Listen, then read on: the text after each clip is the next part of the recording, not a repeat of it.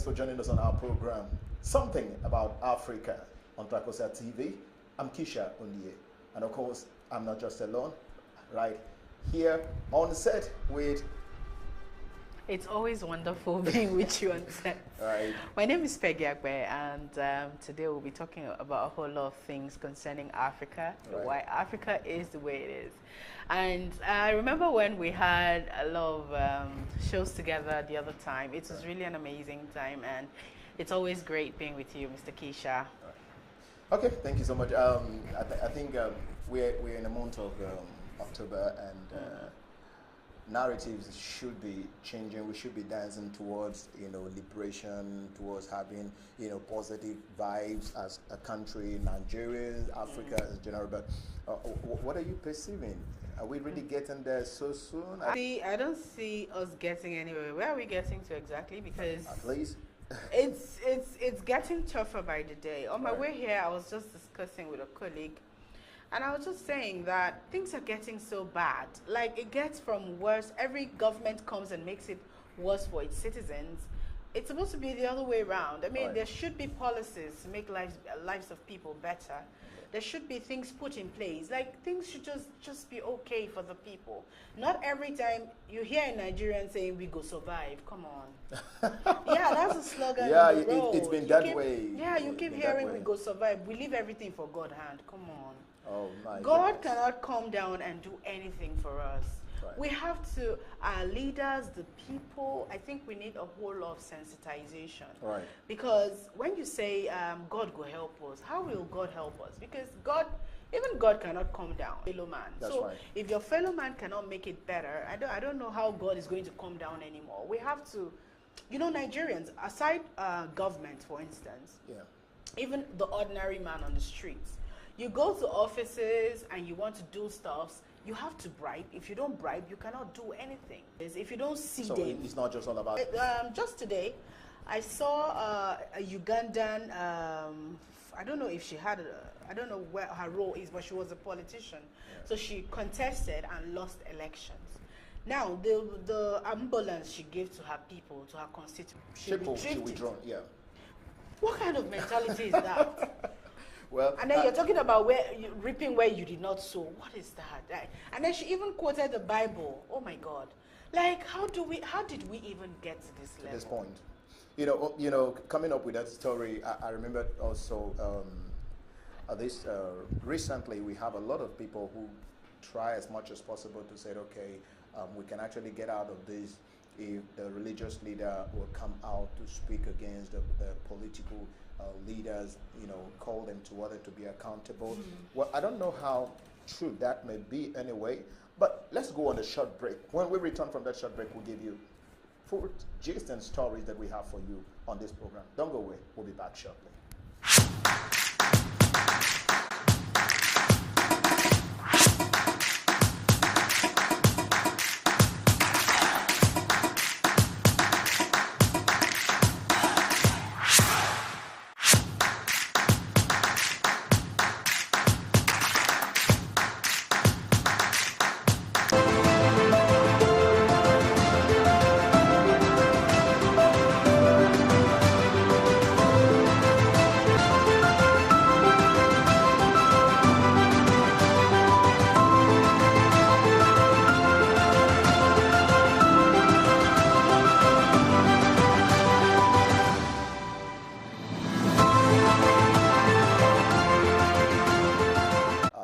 Nigerian, as African, so much responsibilities we can actually take up and say, okay, we need a better country, we need a better continent, and enough of running away, from what it's supposed to be like.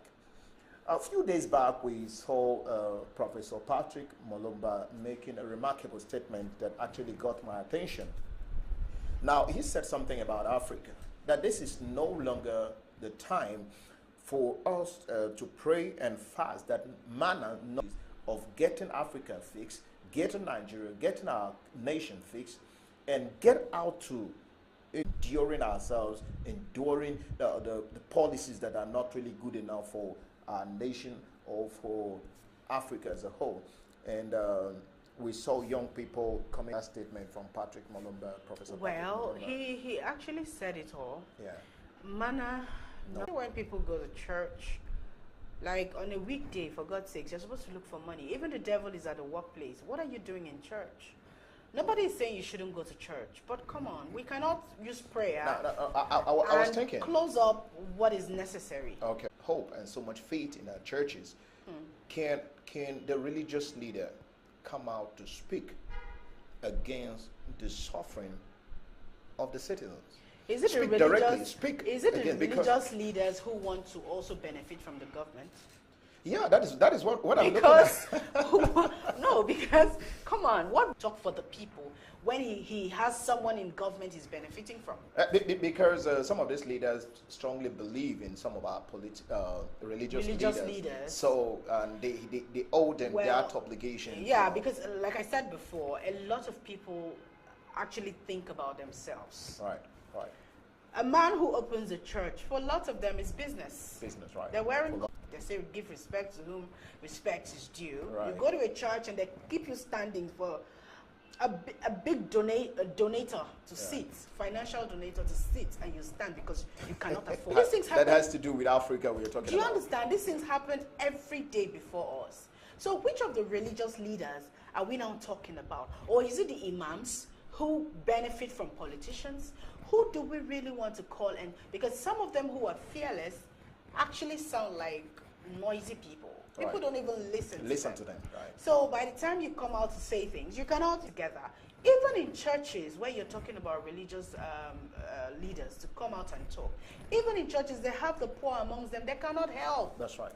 Imagine building a school from the poor man's offering, and then his children cannot go to that school. It's business these guys are running.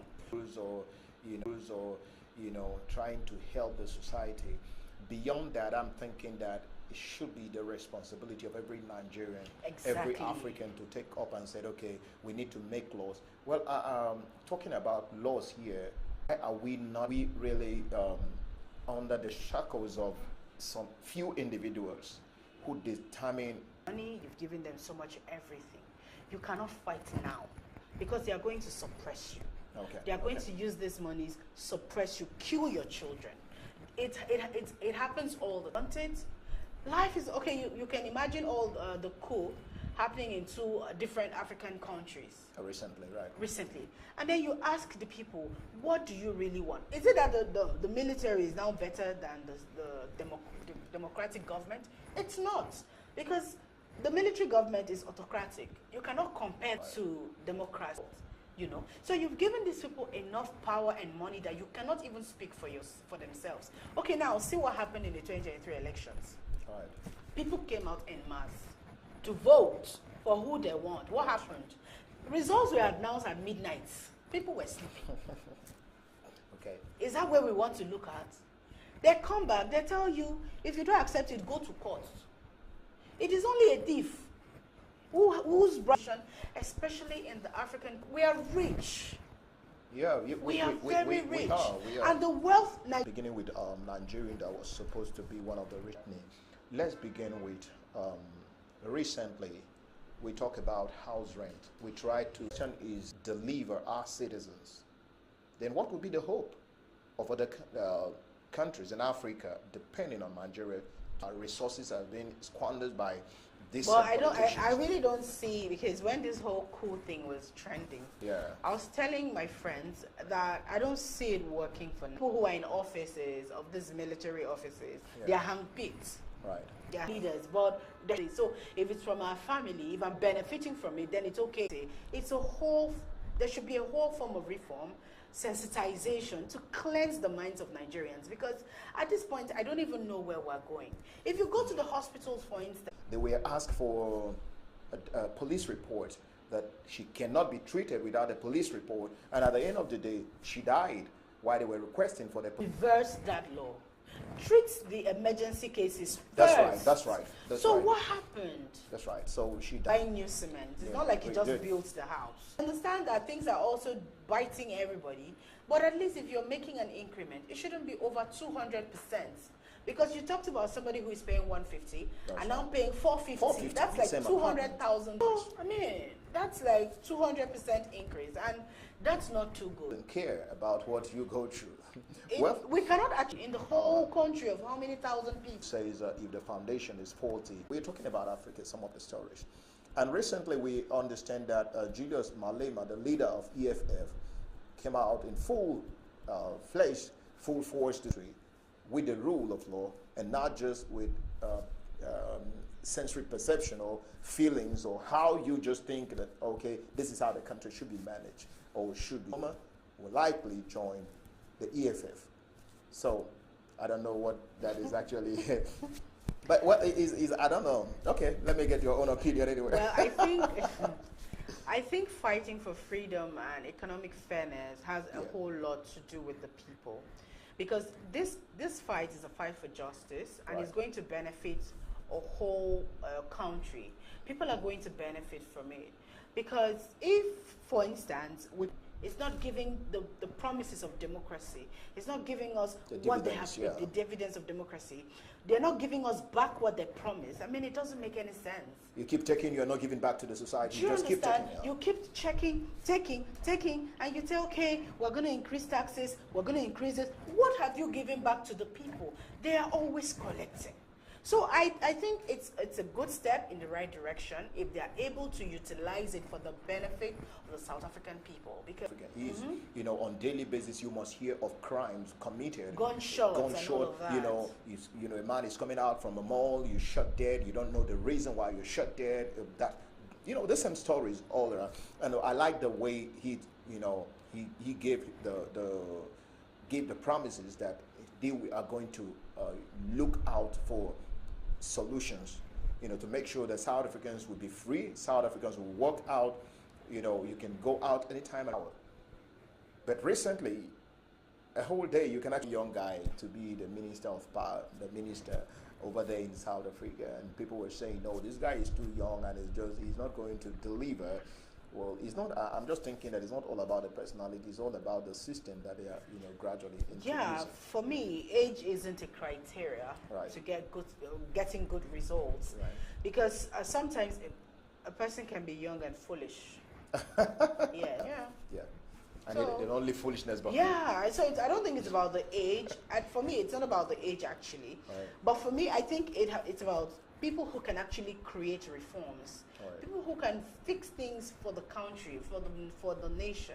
People who can bring good things to their countries. That is what is important. I don't care about whether it's young, whether it's old. But as a young person, you're supposed to be innovative. You're supposed to be creative. You're supposed to be energetic.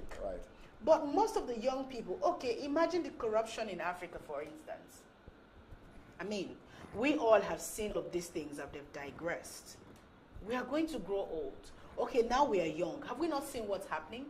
And then if you're given power, what would you do? You will go the same way, because the system is rotten. You can't work it out. By the time you want to do the right thing, they'll kill you. You're not going to last there. Well, that is really disturbing. That is really disturbing. They're going to kill you. You're not going to last, because you're stopping them from doing what they want to do. Okay, Mr. A actually took much, and Mr. B. And then you want to come and talk? You can't talk. If you do that, they want to kill you. Well, Nigerians, Africans, and the whole world, it's time for us to really take responsibility to build a better system, a better society for ourselves, for the unborn children. Well, we have this responsibility that if nobody takes so much interest in, we should take so much interest, because it's our society, it's our time. We're here now. Let's assume that our forefathers never struggled to get us out to this point. It would have been a waste of time and energy for us, because you have to struggle through it all to get to where we are. But good enough, there are some good heroes who play their part, who make sure that things work out for good, and we get to where we are today. Corruption in Africa, corruption in Nigeria. You know, Peggy, when we're talking about corruption, I know Africa is not only the corrupt. It's all over the world. It's all over the world. But there's a scenario where, in a Western world, you watch with the eye of the law. You don't take more than you should. And in Africa, they set aside the law They are above the law. They are above the law. They are the law Good, themselves. good. They make the laws, and while making the laws, you make the laws for your To subjects. suit yourself. Good. So at the end of the day, you notice that they take the 9% and push the 1% to the Over citizens. people. Yeah. But in the Western world, they take the 1% and push the 9% to the people. So it's still seen from the aspect of, even if you're talking about corruption, but that is really understandable because human being has this issue of, interest. I need to get better off, no matter how it is. Even if I'm a bishop, even if I'm a saint, I want to think about myself most times. So, well, let's quickly go on a short break on Trakosa TV. Don't go away. We'll be back shortly.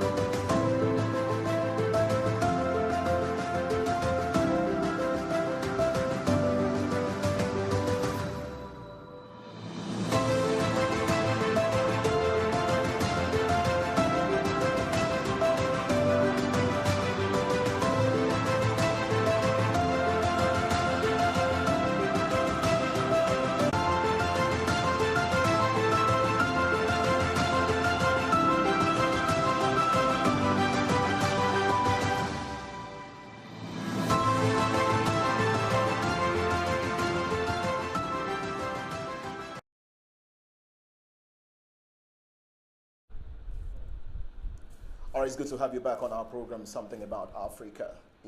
Having a lot, so much to talk about our relationship with one another as Africa, then begin with Nigeria. And we've been able to throw some light on different subject matters here. But the aspect in Nigeria, in Africa, is one of the focal points that we should think about when it has to do with policies or laws, setting aside the law and rule by sentiment is not really ideal.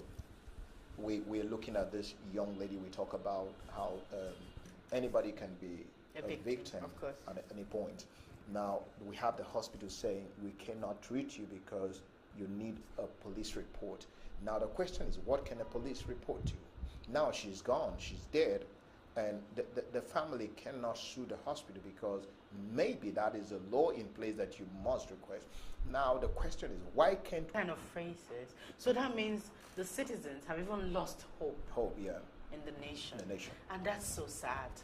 Because when you see how terrible things have gone, you begin to ask yourself, justice is no longer served. Yeah. Justice is meted on the poor, who cannot stand up to themselves. If you go to prisons now, you see a lot of innocent people there. People in prison. They have to take the fall for other people. You get? So it's really sad that a nation's citizens have lost faith. Everybody is saying, don't let Nigeria happen to you, because nobody will stand for you. And whatever we do in this country actually affected a lot of things that we're supposed to be enjoying as citizens of this country. No investment, because nobody's ready to actually Who invest is going to invest? And imagine President Biden telling you, don't go to so and so states in Nigeria. In Nigeria. What is happening in those states? Ask me.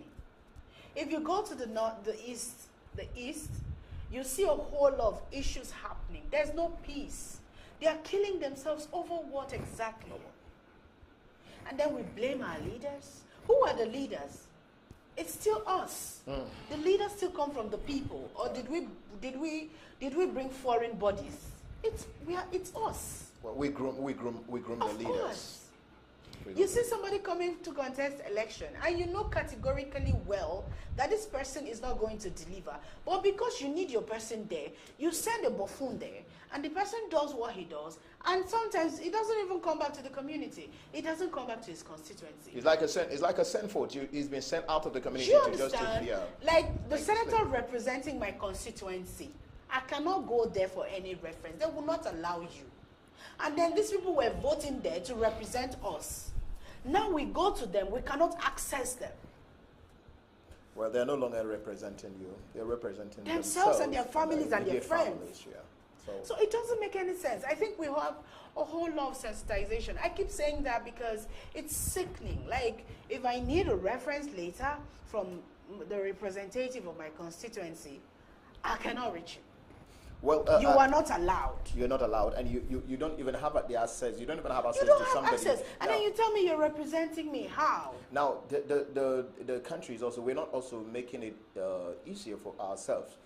I was just thinking, if I'm coming to look for a job, why asking me for a reference later from my senator, from maybe House of Assembly member, House of Representative member, when you know so well that these people don't even know me? Mm-hmm. Because a reference letter is supposed to be like an introductory letter. Mm-hmm.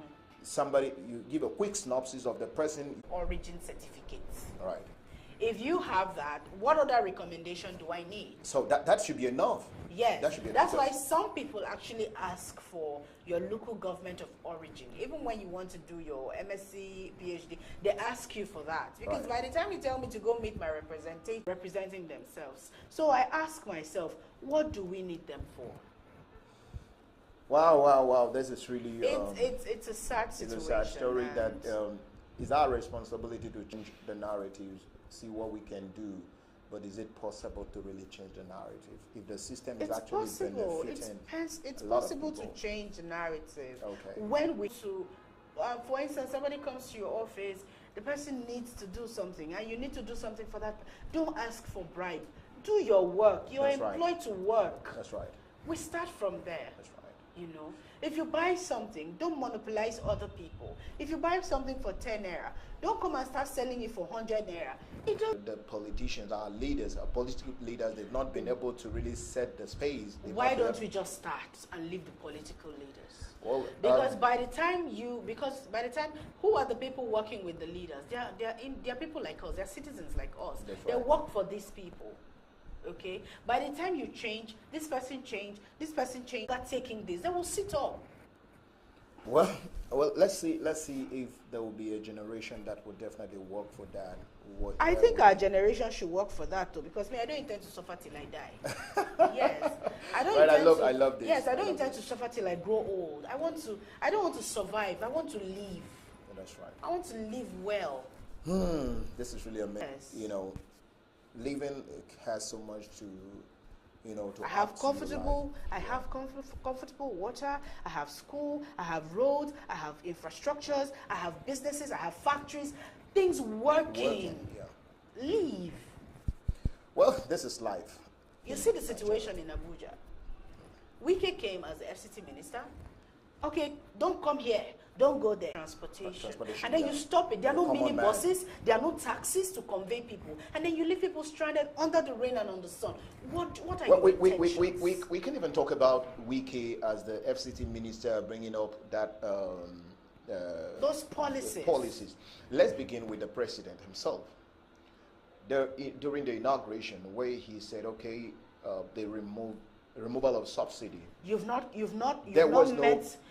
met the heads. The heads. You don't know anything. No. You're just coming. Come on. Good. There was no assignment given to anybody. It wasn't even in his speech. No provision made for the citizens. Nothing. Then they said they gave palliative to state. How many people did you see? I saw videos and pictures of old people, aged people, collecting small bags of rice, just like three cups. Is that palliative? Is that what they're going to eat for how many years? Are they going to be cooking 1 grain per day? It doesn't make any sense. We need a working system. We need a working system. We don't, as I talk to you right now,